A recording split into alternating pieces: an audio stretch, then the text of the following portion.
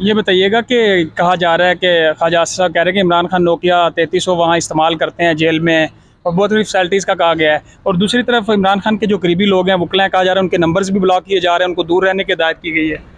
देखिए, ख्वाजा आसिफ साहब की जो बात है, ख्वाजा आसिफ साहब ने कुछ सिर्फ एक्सपोज हुए हैं, को कितने नालायक हैं, वो कितने मतलब ये जौहला वाली बात है। वो 3310 से बाहर ही नहीं आए। 3310 सर 1995-98 का एक फ़ोन था।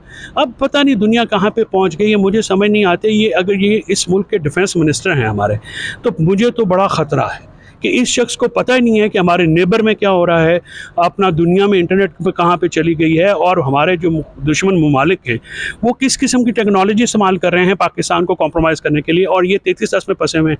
मतलब इसमें इससे ज़्यादा आप देखिए कि नालायकों का एक टोला है इस हुकूमत में, एक से बढ़कर एक है। प्राइम मिनिस्टर सबसे बढ़ के नालायक है। वो जितना नालायक है उतना बड़ा होता है उसका, ठीक है। वो जितना अपना कोई सेंसिबल है उसको नज़दीक भी नहीं लगने देते। तो ये इस गवर्नमेंट से अगर आप ये कहें को अक्ल की बात, कोई फहम की बात, कोई जदीदियत की बात आप एक्सपेक्ट करें तो वो अब से यानी गुनाह है।